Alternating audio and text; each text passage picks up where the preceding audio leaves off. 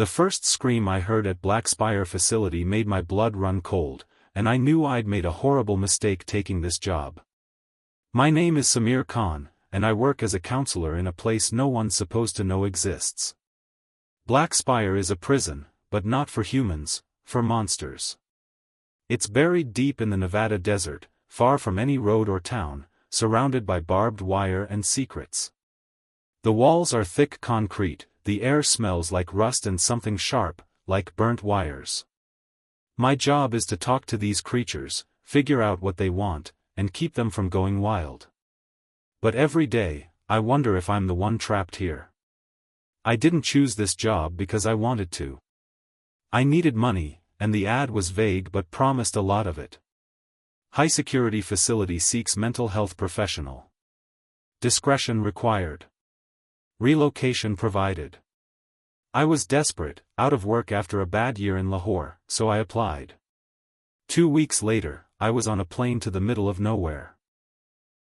They blindfolded me for the last hour of the drive.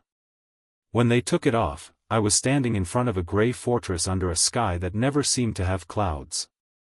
Black Spire. The facility is a maze. Long hallways with no windows, lit by flickering white lights that buzz like insects. The floors are cold, polished concrete, and every step echoes. Guards in black gear patrol with rifles slung across their chests, their faces hidden behind visors. They don't talk much, just nod or point when they need you to move. The air feels heavy, like it's pressing down on you, and there's always a faint hum, like machinery deep underground. I don't know what it is. No one tells you anything unless you need to know, and I guess I don't. My first day, they gave me a badge with my name and a number, S. Khan, 472. They told me to wear it at all times. They also gave me a handbook, a thin booklet with rules printed in small, sharp font. Rule 1, never touch the cell glass. Rule 2. Never share personal information.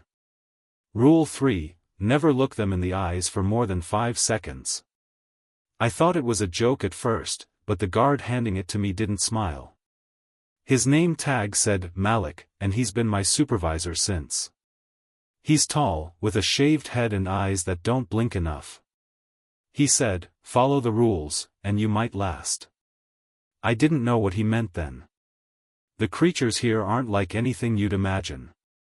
They're not just animals or mutants. Some look almost human, but wrong, like they're wearing someone else's skin. Others don't look human at all. There's one in cell 17, a tangle of vines that move like they're alive, whispering in a voice that sounds like a kid crying. Another in cell 42, tall and thin, with no face, just smooth, pale skin where eyes and a mouth should be. It taps on the glass all day, slow and steady, like it's counting something. I don't know what they are or where they come from. The handbook calls them inmates, but that word feels too small. My office is a small room off one of the main corridors. It's got a metal desk, a chair that creaks, and a recorder for my sessions. There's a one-way mirror that looks into the interview cell, where they bring the inmates. The cell is reinforced, with walls that look like they could stop a tank. The glass is thick, almost a foot wide, and it's supposed to be unbreakable. There's a slot for passing papers or food, but I never use it. The air in my office smells like the rest of the place, rust and that sharp, electric tang. Sometimes I think I smell blood, but I tell myself it's my imagination. Every day, I sit at that desk, waiting for the guards to bring in the next inmate.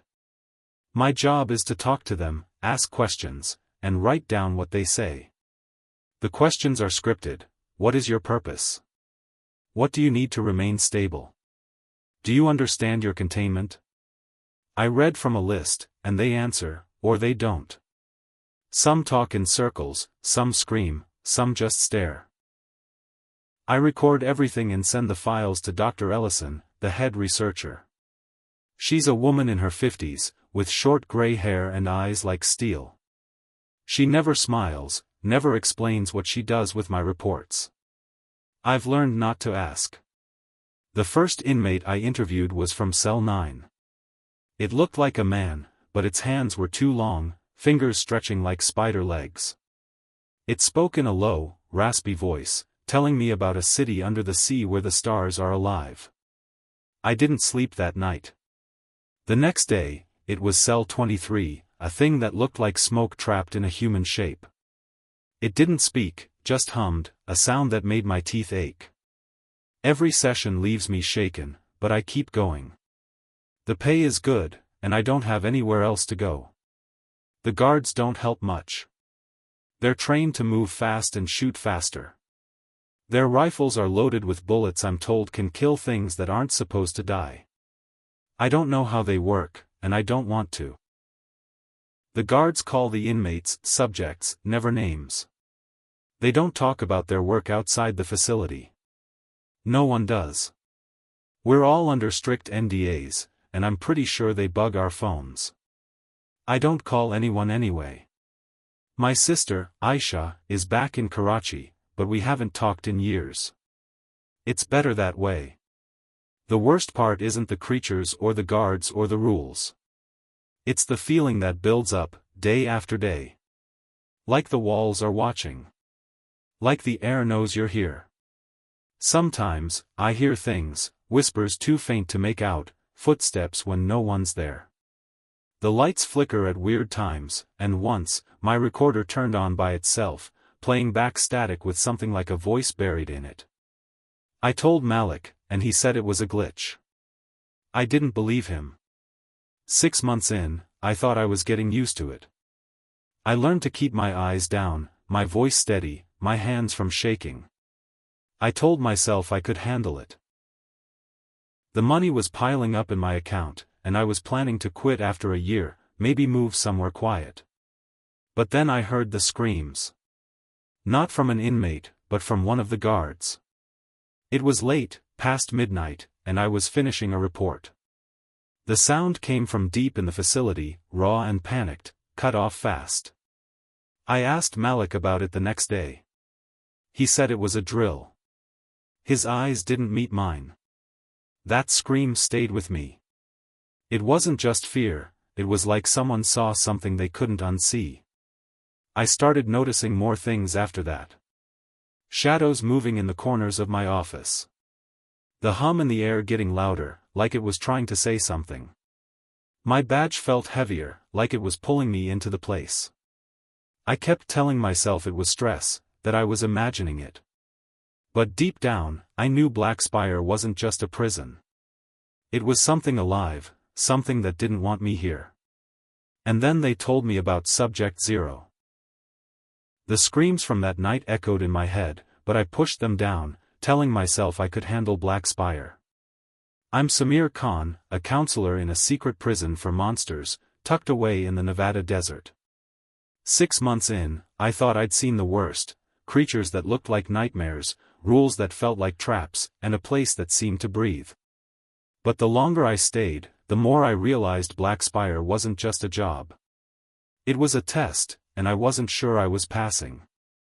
Every morning started the same. I'd wake up in my small apartment on the facility grounds, a concrete box with no windows, just a bed, a table, and a flickering bulb. The air always smelled faintly of rust, even in my room.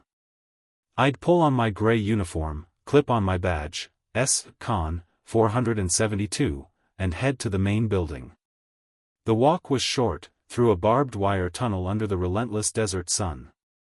Guards stood at every checkpoint, scanning my badge, their faces hidden behind visors. They never spoke unless they had to, and their silence made the place feel heavier.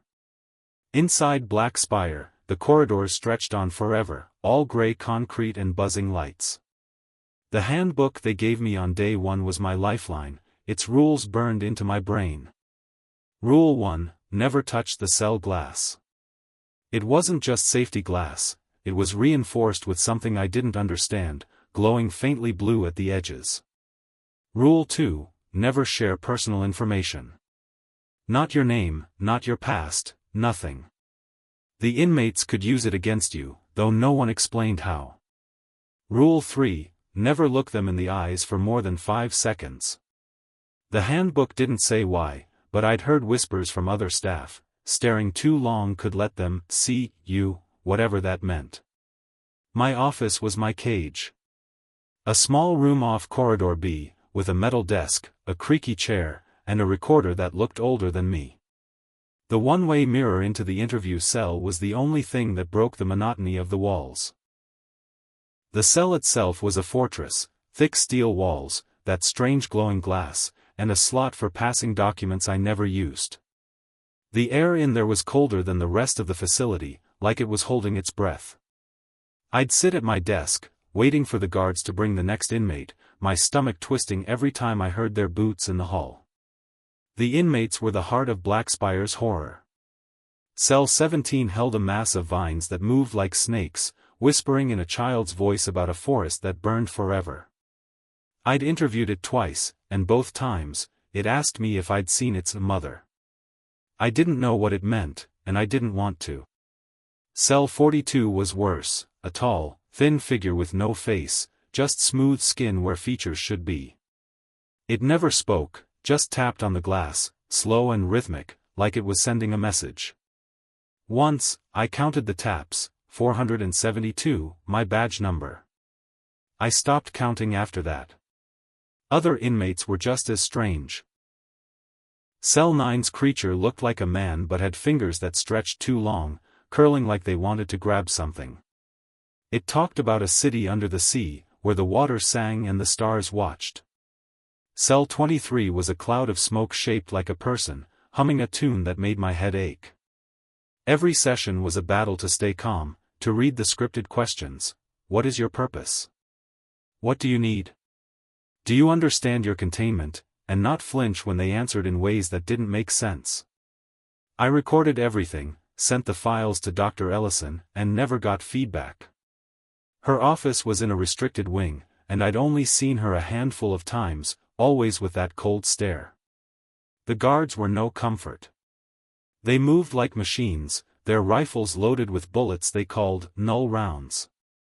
I overheard one say they could stop anything, but he clammed up when he saw me listening. Malik, my supervisor, was the only one who talked to me, and even then, it was short. Do your job, Samir, he'd say, his voice flat. Don't ask questions. He was right, I'd learned early that questions got you nowhere. The staff were like ghosts, doing their work and vanishing. No one socialized. No one shared stories. We were all strangers, bound by fear and NDAs. The rules kept me alive, but they also made me feel like a prisoner. I followed them religiously, especially after the scream I'd heard that night. I started noticing things, small things, at first. The lights flickered more often, especially when I was alone. The hum in the air got louder, like a heartbeat under the floor. My recorder would sometimes pick up static, even when it was off, and once, I swore I heard a whisper in it, saying my name. I told myself it was stress, that 6 months in this place would mess with anyone's head. But deep down, I knew it wasn't just me. The other staff were cagey too. There was a janitor, an older guy named Carl, who cleaned the corridors at night. He'd mutter to himself, glancing at the cell doors like he expected them to open. One day, I asked him if he'd heard anything weird. He froze, then said, "Don't listen too close, kid. It hears you back." He walked away before I could ask more. Another counselor, a woman named Priya, quit after 3 months. I saw her leaving, her face pale, hands shaking. She wouldn't look at me, just kept saying, "I can't do it anymore." No one replaced her. My routine was simple but exhausting. Wake up, walk to the facility, pass the checkpoints, sit in my office, interview inmates, write reports, go home. I stopped calling it home, though, it was just a place to sleep. I didn't have friends here, didn't call anyone outside. My sister, Aisha, was a world away in Karachi, and we hadn't spoken since our fight years ago. I thought about her sometimes, but reaching out felt impossible. Black Spire had a way of cutting you off from everything. The worst days were when the inmates got agitated. You'd feel it before you saw it, a shift in the air, like a storm coming. The lights would dim, the hum would spike, and the guards would move faster, their hands on their rifles. Once, Cell 17's vines slammed against the glass during a session, the child's voice screaming, "She's coming." I ended the session early, my hands shaking as I wrote the report. Dr. Ellison read it, nodded, and said nothing. That was her way, always watching, never explaining. I started keeping a journal, against the rules, because I needed to make sense of it all. I hid it under my mattress, scribbling notes at night. The whispers, the flickering lights, the way the inmates seemed to know things they shouldn't. I wrote about the scream I'd heard, how Malik lied about it being a drill. I wrote about the feeling that Black Spire wasn't just a building, it was alive, watching us, waiting for something. My journal was the only thing keeping me sane, but even that felt risky. What if they found it? What if the inmates knew? 6 months in, I thought I could handle it. I'd faced the creatures, followed the rules, kept my head down. But then Malik came to my office one Tuesday, his face tighter than usual. He slid a thin file across my desk and said, "Subject 0. You're interviewing him at 1,400 hours. Don't mess this up." My stomach dropped. I'd heard whispers about 0, nothing clear, just rumors that he was different, dangerous in ways the others weren't. The file was almost empty, just a photo of a man with dark hair and eyes like black holes. I looked at Malik, waiting for more, but he just walked away. That's when I knew Black Spire was about to get worse. Malik's words hung in the air like a threat, "Subject 0. You're interviewing him at 1,400 hours. Don't mess this up. I'm Samir Khan, a counselor at Black Spire Facility, a hidden prison in the Nevada desert where monsters, things that shouldn't exist, are locked away. 6 months of talking to creatures that crawl out of nightmares had hardened me, or so I thought. The rules, the flickering lights, the whispers in the halls, I'd learned to live with them. But as I sat in my office, staring at the thin file on Subject 0, my hands shook. Something about this felt different, like the air itself was warning me to run. The file was lighter than the others, barely a few pages. Most inmates had thick folders, reports, observations, containment protocols. 0's was almost empty. Just a single grainy photo and a typed note. The photo showed a man, maybe in his 30s, pale, with dark hair and eyes that looked like they could swallow you whole. Not just dark irises, his entire eyes were black, like ink spilled across the sockets. The note was short, Subject 0. Extreme caution. Verbal interaction only. Do not engage beyond protocol. No origin, no species, no history. I'd seen vague files before, but this was a void. I turned the photo over, half expecting something on the back, but it was blank. My gut twisted. I glanced at the clock on my desk, 12:47 p.m. less than an hour until the interview. My office felt smaller than usual, the metal desk cold under my palms. The one-way mirror into the interview cell reflected my face, tired eyes, sweat beading on my forehead. The air smelled of rust and that sharp, electric tang that never left Black Spire. The hum in the walls was louder today, like a heartbeat picking up speed. I tried to focus, flipping through the handbook for the scripted questions I'd ask 0. What is your purpose? What do you need to remain stable? Do you understand your containment? The words felt hollow, like they wouldn't work on him. I thought about asking Malik for more details. He was my supervisor, the only one who talked to me, though never much. I found him in the control room, a dim space filled with monitors showing grainy feeds of the cells. He was checking a clipboard, his shaved head catching the light. "Malik," I said, keeping my voice steady, "what's the deal with 0? Why's his file so thin?" He didn't look up. You don't need to know, he said, his voice flat. Just follow the protocol. I pushed harder. If he's so dangerous, shouldn't I have more to work with? He finally met my eyes, and for a second, I saw something, fear, maybe. Do your job, Samir, he said. Stick to the script. He walked away, leaving me with nothing. Back in my office, I tried to prepare. I checked the recorder, made sure the battery was full. I straightened the papers on my desk, though there wasn't much to straighten. The handbook sat open, Rule 3 staring up at me, never look them in the eyes for more than 5 seconds. I'd followed that rule with every inmate, but something told me 0 would make it harder.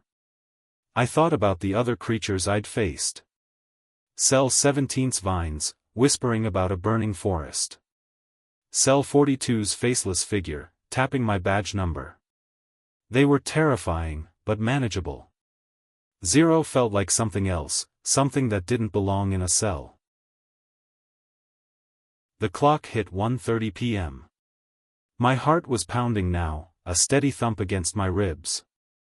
I sipped water from a plastic bottle, but my mouth stayed dry. The guards would bring 0 soon. I'd seen their routine 100 times, 2 of them, in black tactical gear, rifles ready, leading the inmate in glowing blue shackles.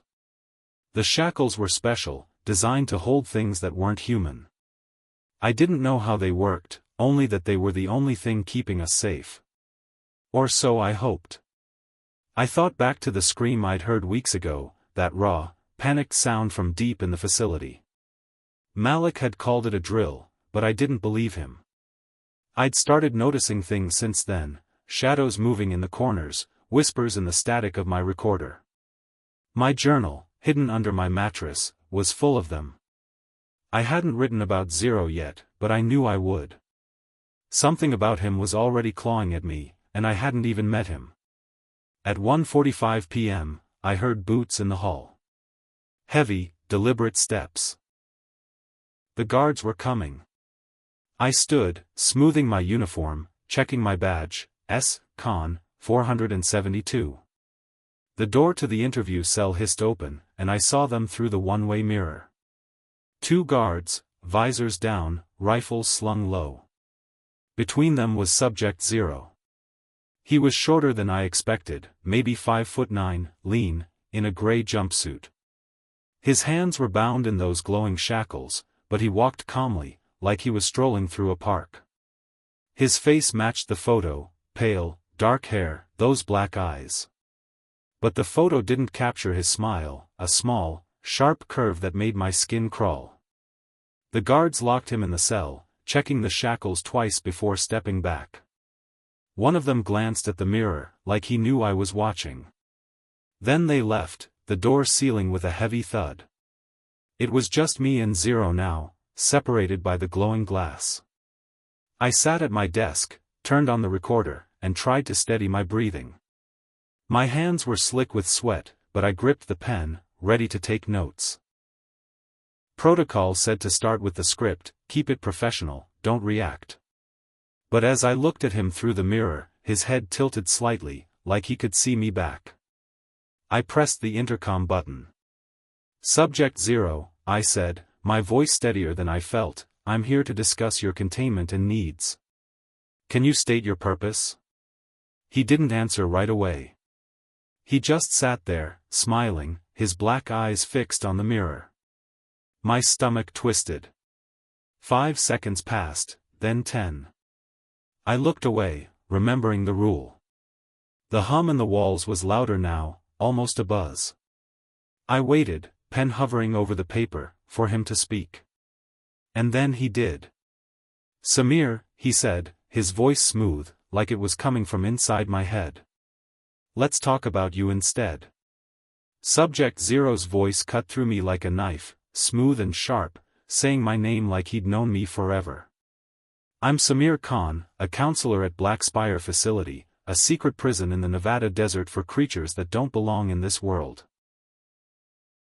6 months of facing monsters, vines that whisper, faceless things that tap, hadn't prepared me for this. Zero sat behind the glowing glass, his black eyes locked on the one-way mirror, smiling like he could see me.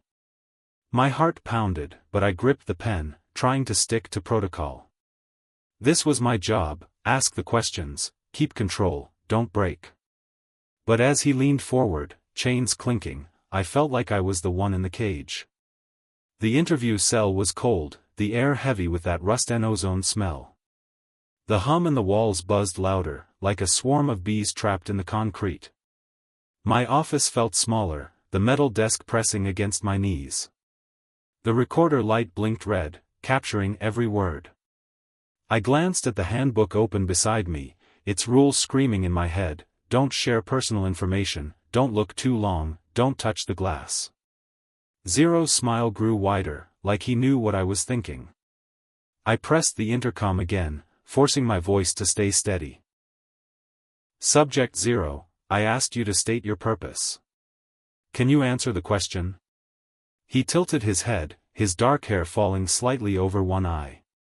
Purpose, he said, his voice low, almost amused. I'm here because you built this place, Samir. You lock things away when you're scared of them. His words were calm, but they hit like a punch. I hadn't told him my name. No one had. The file didn't mention telepathy, but those black eyes felt like they were digging into my skull. I scribbled a note: No's name, how, and tried to keep my face blank. Protocol said to ignore personal remarks, but my pulse was racing. I'm not here to talk about me, I said, leaning closer to the intercom. What do you want? What do you need to stay contained? The script felt flimsy, like reading lines to a storm. Zero's smile didn't fade. He shifted in his chair, the glowing blue shackles clinking softly. You're curious, aren't you? He said. Not about my purpose. About me. You want to know what I am. He paused, his eyes glinting under the harsh lights. Ask me something real, Samir. Not your little list. My throat tightened. The rules were clear: stick to the script, don't engage beyond protocol. But he was right, I wanted to know. How did he know my name? What was he? The other inmates, Cell 17's Vines, Cell 42's Faceless Thing, were terrifying, but they followed patterns. Zero was different, like he was playing a game I didn't understand. I glanced at the one-way mirror, wondering if the guards were watching, if Dr. Ellison was listening. The recorder's red light stared back, unblinking. I took a breath. How do you know my name? I asked, breaking protocol. His laugh was low, like gravel shifting. I know a lot of things, he said, leaning forward until his face was inches from the glass. Like how you lied on your application. No family, you said. But there's Aisha, isn't there? In Karachi. She still buys those mango lassies from that shop on the corner, near the market. My blood froze. Aisha. My sister. We hadn't spoken in years, not since our fight. No one at Black Spire knew about her. Not Malik, not Ellison, no one. My pen slipped, scratching a jagged line across the paper. How do you know that? I said, my voice sharper than I meant. He didn't answer, just kept smiling, his eyes like black holes pulling me in. I looked away, remembering Rule 3, don't stare too long. The hum in the walls was deafening now, vibrating in my chest. I felt exposed, like he'd peeled back my skin. I tried to pull back to the script. Answer the question, I said. What's your purpose here? You're not listening, he said, his voice dropping to a whisper. I'm here because I choose to be. These walls, these chains, they're nothing. I stay because it's fun. He tapped the glass once, a soft clink that made me flinch. Ask me what you really want to know, Samir. About Lahore. That night you don't talk about. My heart stopped. Lahore. The memory flashed. Blood on my hands, a man's screams, a secret I'd buried so deep I barely admitted it to myself. No one knew. Not even Aisha. I stood, the chair scraping loud against the floor. My hands were shaking, my vision blurring. "That's enough," I said, slamming the intercom off. I banged on the mirror, the signal for the guards. "Get him out," I shouted, my voice cracking. The door hissed open, and 2 guards rushed in, rifles raised. Zero didn't resist. He stood, still smiling, as they checked his shackles and led him out. His laughter echoed down the hall, low and steady, like a promise. The door sealed, and I was alone, the recorder still running, its light a steady red. I sat back down, my legs weak. The hum in the walls was quieter now, but it felt like it was inside me. I stared at the notes I'd taken, just a few shaky words: No's name, Aisha, Lahore. My mind raced. How did he know? Was it a trick? A guess? But the details were too specific, too personal. I thought about the other inmates, Cell 9C City, Cell 23's humming smoke. They'd never done this. Zero wasn't just another monster. He was something worse, something that saw too much. I turned off the recorder, my hands clumsy. The silence was worse than the hum. I looked at the mirror, half expecting to see him staring back, but it was just my reflection, pale, sweaty, scared. I wanted to run, to quit, to get as far from Black Spire as I could. But I knew it wasn't that simple. Not after what he'd said. Not after what he knew. The clock read 2:17 p.m. The interview was over, but it felt like it had just begun. Subject Zero's laughter lingered in my ears, a low, grinding sound that followed me out of the interview room. "I'm Samir Khan, a counselor at Black Spire Facility, a hidden prison in the Nevada desert where monsters, things that defy reality, are locked away. 6 months of facing creatures like writhing vines and faceless tappers had numbed me to fear, or so I thought. But Zero, with his black eyes and knowing smile, had torn through that numbness. He knew my name, my sister Aisha, and worst of all, the secret I'd buried in Lahore. As I sat at my desk, hands trembling, I realized he wasn't just in the cell, he was in my head. The interview cell was empty now, the glowing blue shackles gone with Zero. The air felt colder, the rust and ozone smell sharper, like blood mixed with electricity. The hum in the walls pulsed, matching the thud of my heart. My recorder sat on the desk, its red light off, but I didn't trust it. I grabbed my notes, scribbled words, No's name, Aisha, Lahore, and shoved them into my pocket. My office felt like a trap, the one-way mirror reflecting my face, pale and slick with sweat. I wanted to run, but where? Black Spire was a fortress, and Zero's words were a chain I couldn't see. I replayed the interview in my mind. His voice, smooth and calm, saying my name before I'd spoken. Aisha, her mango lassies, the shop in Karachi. I hadn't told anyone here about her. And Lahore. That night, years ago, when I'd lost control, blood on my hands, a man broken on the ground. I'd left Pakistan to escape it, buried it so deep it was barely real. But Zero knew, like he'd been there, watching. My stomach churned. Was he reading my mind? Something worse? The handbook didn't mention telepathy, but Zero didn't fit the rules. He was something else. I stood, pacing the small office, the creaky chair scraping behind me. The rules, don't touch the glass, don't share personal info, don't stare too long, felt useless now. I'd broken protocol by asking him how he knew my name, and he'd answered with more questions, more secrets. I glanced at the mirror, half expecting his face, but it was just me, eyes wide, breathing fast. The hum grew louder, a buzz that made my teeth ache. I needed answers, but Black Spire wasn't a place for answers. It was a place for secrets. I thought about Malik, my supervisor. He'd given me Zero's file, warned me not to mess up, but he hadn't told me anything useful. I headed to the control room, my badge, Con 472, bouncing against my chest. The corridors were empty, the flickering lights casting shadows that moved too slowly.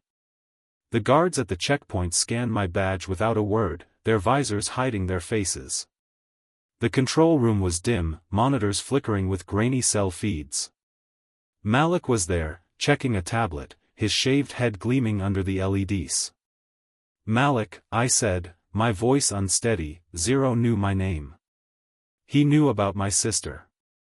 "How?" He didn't look up. "You broke protocol," he said, his tone flat.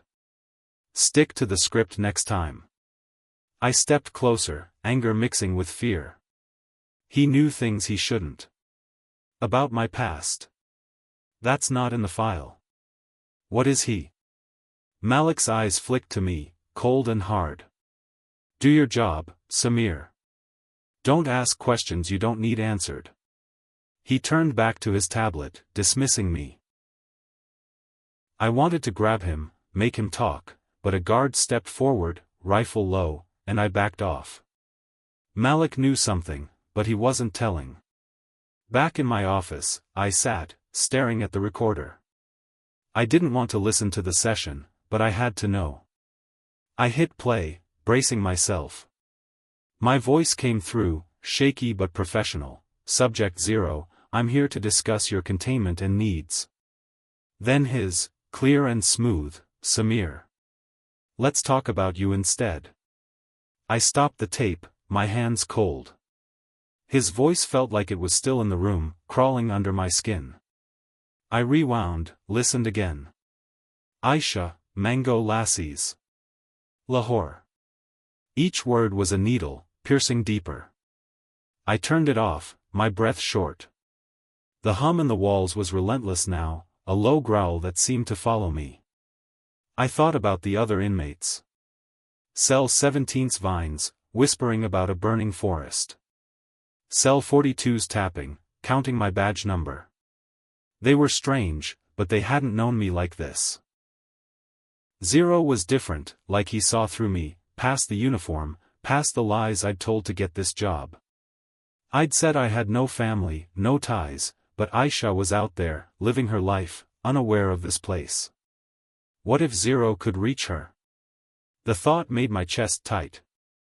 I wrote in my journal that night, hidden under my mattress in my concrete apartment. The pen shook as I scribbled, "Zero knows about Aisha. Knows about Lahore." How? Telepathy? Something worse? I wrote about his smile, his black eyes, the way his laugh echoed. I wrote about Malik's silence, the guards' blank faces, the hum that wouldn't stop. My apartment felt no safer than the facility. The single bulb flickered, casting shadows that looked too human. I checked the lock twice, but it didn't help. Sleep didn't come. The next morning, I dragged myself to work, my eyes burning. The corridors felt tighter, the air heavier. A guard at the checkpoint stared longer than usual, his visor reflecting my tired face. In my office, I checked Zero's file again, hoping for something new. The photo was the same, pale face, black eyes, but it felt different, like he was watching me through it. I slammed the file shut, my heart racing. I had another session scheduled, not with Zero, but with Cell 23, the smoke thing that hummed. I didn't want to go. Every inmate felt like a threat now, like they were all connected to him. The session with Cell 23 was worse than usual. The smoke swirled, forming a vague face, and its hum was louder, sharper, like it was trying to speak. I asked the scripted questions, but my voice cracked. The smoke pulsed with each word, like it was mocking me. I ended the session early, claiming a glitch in the recorder. The truth was, I couldn't focus. Zero's words were still in my head, "I'm here because I choose to be." What did that mean? Could he leave? Was he playing with us? I went back to my notes, adding more. Zero says he stays for fun. Knows too much. Dangerous.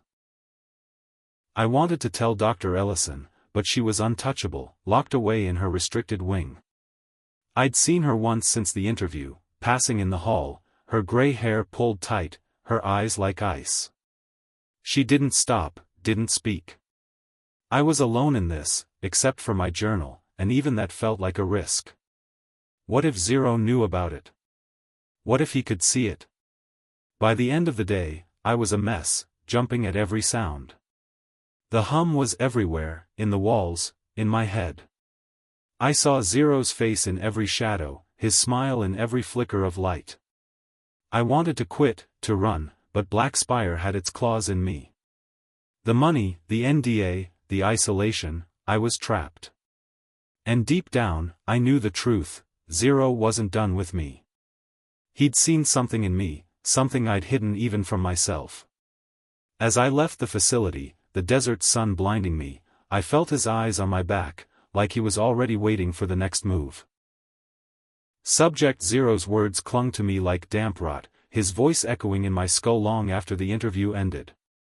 I'm Samir Khan, a counselor at Black Spire Facility, a secret prison in the Nevada desert where monsters, things that twist reality, are caged. 6 months of facing whispering vines and faceless tappers had left me shaken but steady, but Zero broke something in me. He knew my name, my sister Aisha, and the blood-soaked secret of Lahore I'd buried years ago. His black eyes and sharp smile haunted me, and as I sat in my office, the hum in the walls felt like it was laughing. I wasn't just scared, I was unraveling, and Black Spire was tightening its grip. My office was a coffin, the air thick with rust and that electric tang. The one-way mirror into the empty interview cell reflected my face, pale, eyes sunken, sweat beading despite the cold. The recorder sat silent, but I didn't trust it. I'd heard Zero's voice in its static, saying my name, even when it was off. My notes from the interview, No's name, Aisha, Lahore, were crumpled in my pocket, a weight I couldn't shake. The hum pulsed louder, a rhythm that matched my racing heart. I wanted to run, but Black Spire's concrete maze and barbed wire walls held me tighter than any shackle. That night, in my concrete apartment, I couldn't sleep. My single bulb flickered, casting shadows that moved when I blinked. I pulled out my journal from under the mattress, its pages filled with scribbles about whispers, flickering lights, and that scream I'd heard weeks ago. I wrote about Zero, he knows too much. Aisha. Lahore. Says he stays for fun. What is he? My pen shook, ink smudging. I checked the lock 3 times, but the door felt flimsy, like it couldn't stop whatever was out there. I lay in bed, staring at the ceiling, hearing the hum from the facility even here, miles away. The next morning, I dragged myself to work, my eyes burning. The desert sun was brutal, the barbed wire tunnel to Black Spire like a path to a grave. Guards scanned my badge, S. Khan, 472, without a word, their visors hiding their eyes. The corridors felt narrower, the flickering lights sharper. I stopped by the control room to see Malik, hoping for answers. He was at his usual post, staring at monitors. Malik, I said, my voice rough, Zero's different. He knew things, personal things. You have to tell me what he is. Malik's jaw tightened.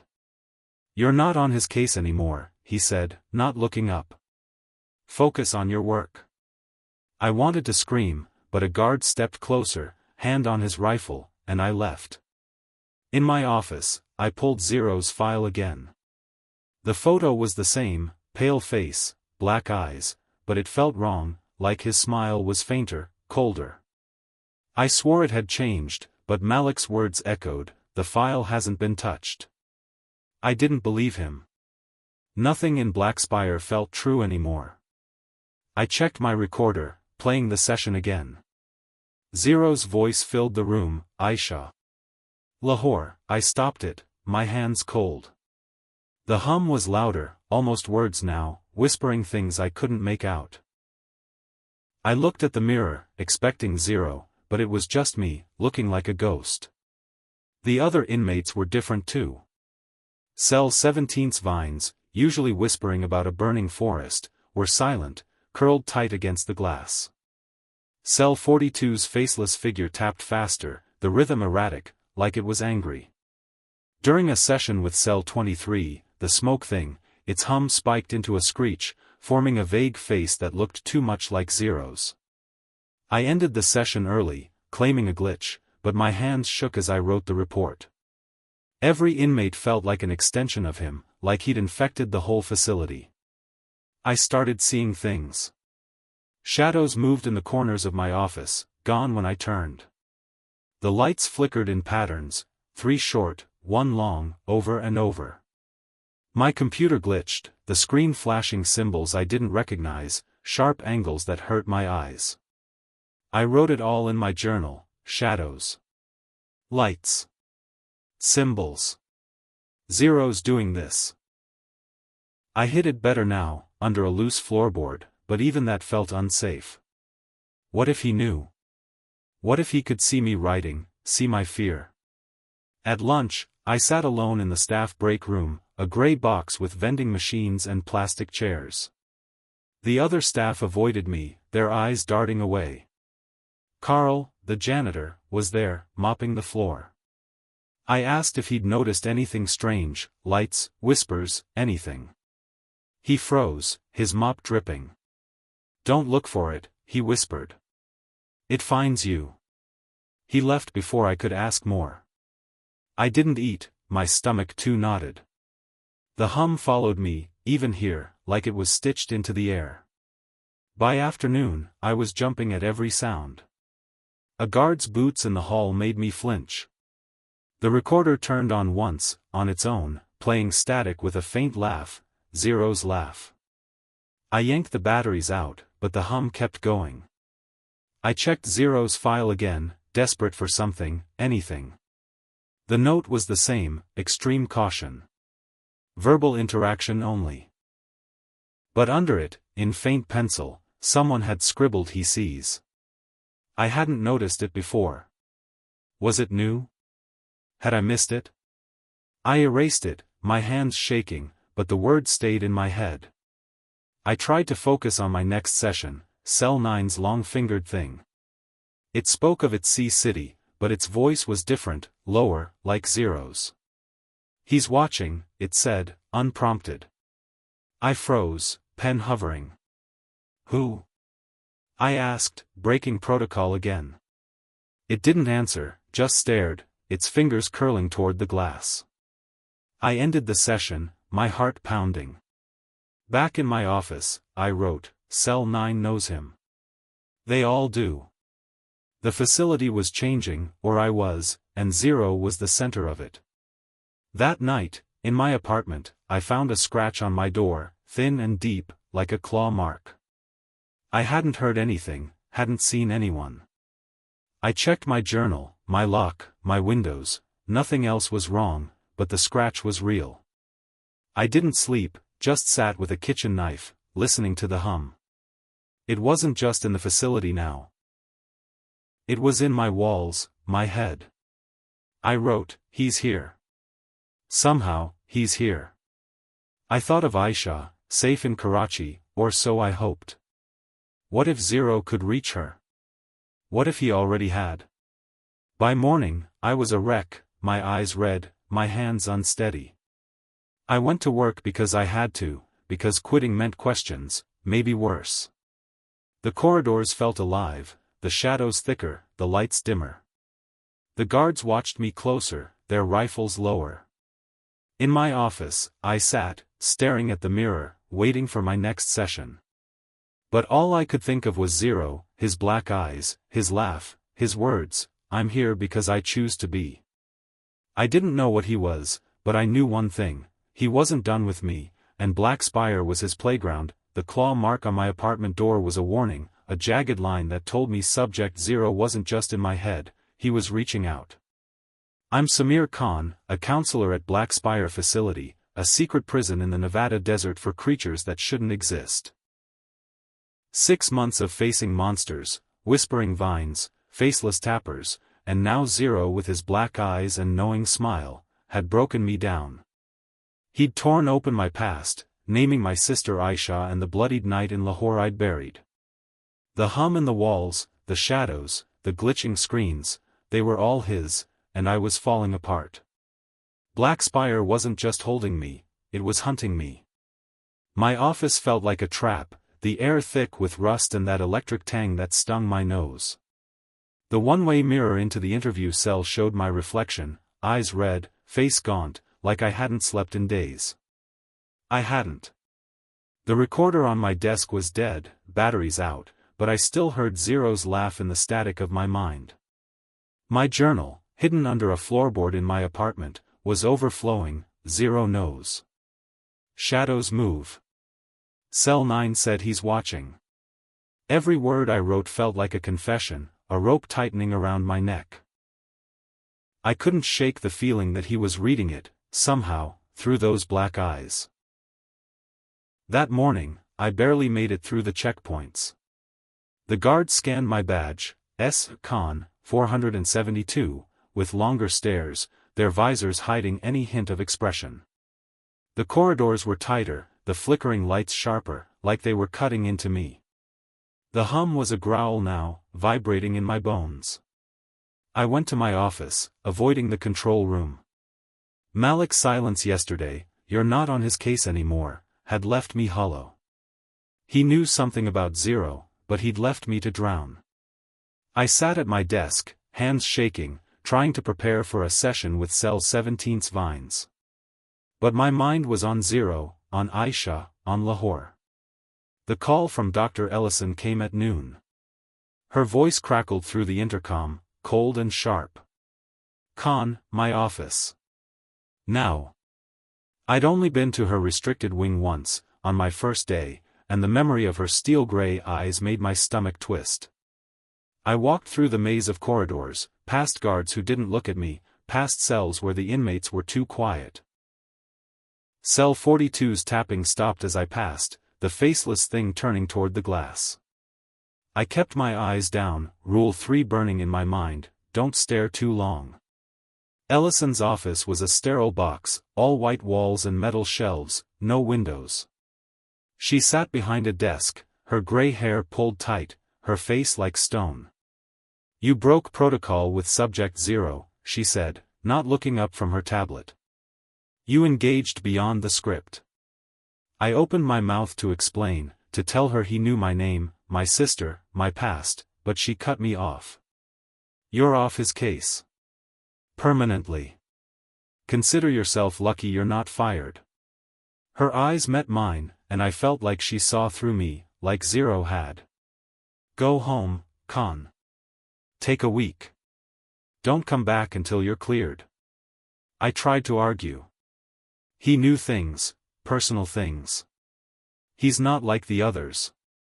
"You have to," she raised a hand, silencing me. "You're done here. Leave." A guard appeared at the door, rifle low, and I knew it was over. I walked out, my badge heavy against my chest, the hum louder than ever. The corridors felt alive, the shadows stretching toward me. I passed Cell 9, and its long-fingered thing pressed against the glass, whispering, "He sees." I ran the rest of the way, my boots echoing, until I was outside, the desert sun blinding. In my apartment, I packed a bag, clothes, cash, my journal. The claw mark on the door was deeper, fresh, like it had grown overnight. I checked the lock, the windows, the walls, finding nothing but that mark. I sat on the bed, knife in hand, writing in my journal, "Ellison knows. Malik knows. Zero's doing this. I'm not safe." The hum was here too, in my walls, my head. I couldn't stay. Black Spire wasn't just a prison, it was his domain, and I was prey. I drove that night, no destination, just away. The facility's lights faded in my rear view, the desert swallowing them. I stopped at a motel 3 states away, a rundown place off a dusty highway. The clerk barely looked at me, handing over a key to a room with peeling wallpaper. And a buzzing TV. I locked the door, checked the windows, and sat on the bed, my journal open. I wrote, "I'm out. But he's still here." Shadows. Aisha. I thought of calling her, warning her, but what could I say? That a monster knew her name? That I was losing my mind? Sleep didn't come. The TV flickered, static crackling, and for a second, I saw Zero's face, black eyes, sharp smile. I yanked the plug, but the hum stayed, louder, closer. I checked the door again, finding a new scratch, identical to the one in my apartment. My knife felt useless, a toy against whatever he was. I wrote more, "He's following me. Not in the cell. In me." The motel felt like Black Spire, the walls watching, the air heavy. I couldn't stay here either. By morning, I was on the road again, my eyes burning, my hands tight on the wheel. I ditched my phone, afraid it was tracked, afraid he could hear through it. I stopped at another motel, then another, moving every night, paying cash, using fake names. The hum followed, faint but there, in every room, every shadow. I saw his face in reflections, gas station windows, bathroom mirrors, my own eyes. My journal was nearly full, pages of frantic scrawl, "He's everywhere. Knows everything. Lahore. Aisha. Me." I didn't know what he wanted, but I knew he wasn't done. I ended up in a small town, a place with no name, just a gas station and a diner. I rented a room above the diner, cash up front, no questions. The hum was quieter here, but the shadows weren't. I kept my knife close, my journal closer, writing every night, "I can't run forever. He's not human. He's not caged." I thought of Aisha, safe in Karachi, or so I hoped. I wanted to warn her, but I was afraid to reach out, afraid he'd hear. Black Spire had let me go, but Zero hadn't. He was waiting, and I was running out of places to hide. The diner's neon sign buzzed outside my window, its red glow bleeding into the room where I sat, knife in one hand, journal in the other. I'm Samir Khan, or at least I used to be. I was a counselor at Black Spire Facility, a secret prison in the Nevada desert for monsters, creatures that twist reality itself. 6 months of facing whispering vines, faceless tappers, and Subject Zero with his black eyes and cruel smile had shattered me. Zero knew my name, my sister Aisha, and the bloodied secret of Lahore I'd buried. I'd fled Black Spire, running from his voice, his laugh, the hum that followed me everywhere. But in this nowhere town, in a room above a greasy diner, I knew I hadn't escaped. Zero was still with me, and the end was coming. The room was small, with cracked walls and a sagging bed. The air smelled of stale coffee and dust, but it was better than the rust and ozone stink of Black Spire. My journal, now a lifeline, was open on my lap, pages crammed with frantic notes. "He's following. Shadows. Hum. Aisha. Lahore." The knife, a cheap thing from a gas station, felt useless, but I gripped it anyway. The hum was here, faint but growing, like a heartbeat under the floorboards. I'd ditched my phone, my badge, S. Khan, 472, and my old life, but it wasn't enough. Zero's reach was longer than Black Spire's walls. I'd been running for days, maybe weeks, time blurred in the haze of fear. Motels, gas stations, back roads, always moving, always looking over my shoulder. Every shadow seemed to move, every noise carried his laugh. The scratches on doors followed me, first my apartment, then the motels, now here. Thin, deep, like a claw carving a message. I checked the lock again, a flimsy chain that wouldn't stop anything. The diner below was quiet, the town asleep, but I wasn't alone. I felt him, his black eyes watching from somewhere I couldn't see. Last night, I'd woken to static on the room's old TV.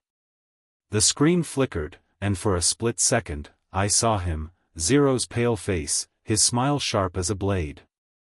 I yanked the cord from the wall, but the image burned in my mind. Then the phone rang, a rotary thing on the nightstand, its bell jarring in the silence. I stared at it, heart pounding, knowing who it was before I picked up. "Samir," his voice said, smooth and close, like he was in the room. "You can't leave the game." The line went dead, and I threw the phone across the room, its plastic cracking. "I wrote it down," he called. "He's here." The hum grew louder, a buzz that made my teeth ache. I stopped sleeping after that. Food tasted like ash, and water didn't quench the dryness in my throat. I kept moving, town to town, name to name, Ali, Omar, nobody. But the hum followed, the scratches appeared, and his face flickered in every reflection. Gas station windows showed his eyes instead of mine. Bathroom mirrors held his smile.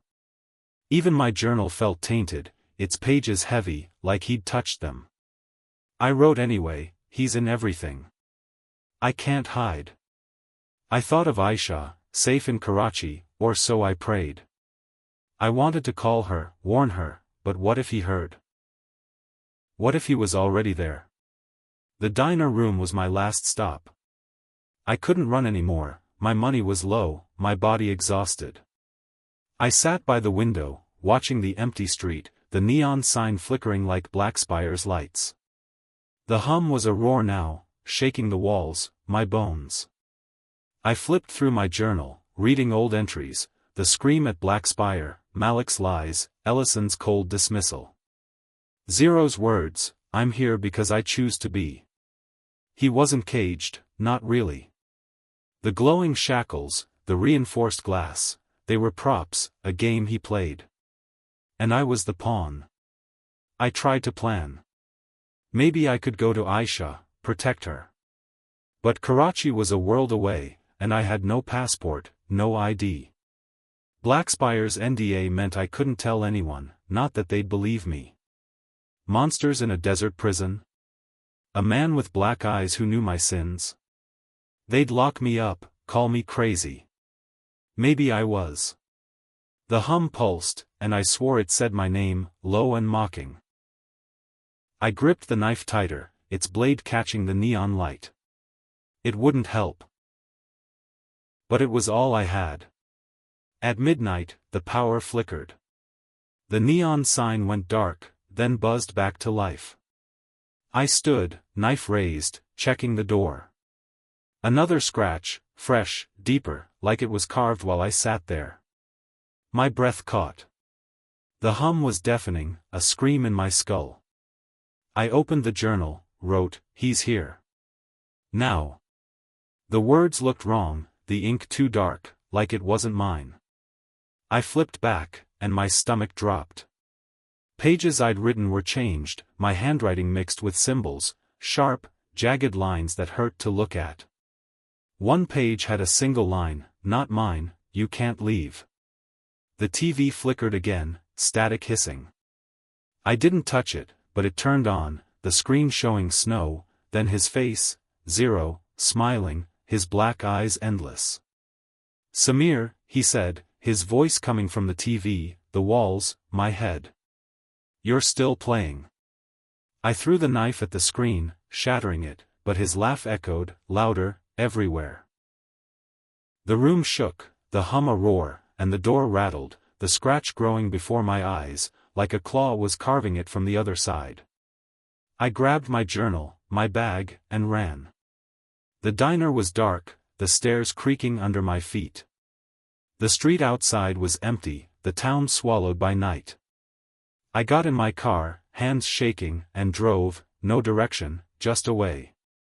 The hum followed, vibrating in the dashboard, the rearview mirror showing his face instead of mine. I screamed, swerving, nearly crashing. I ditched the car at a gas station, running on foot, the journal clutched to my chest. I found a new town, a new name, a new room, but it was the same. The hum, the scratches, his eyes. Now, I'm nowhere, a shadow in a world that doesn't see me. I keep a knife under my pillow, but it's useless.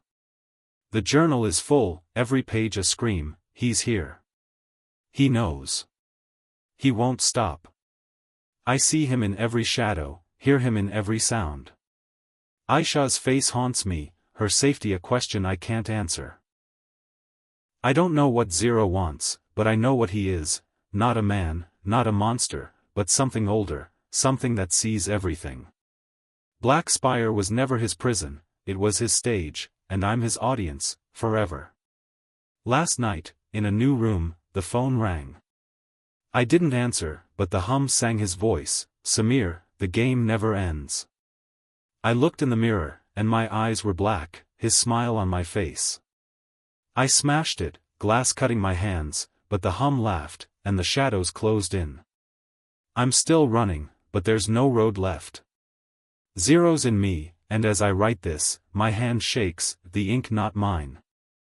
The last page of my journal has one word, in his writing, mine.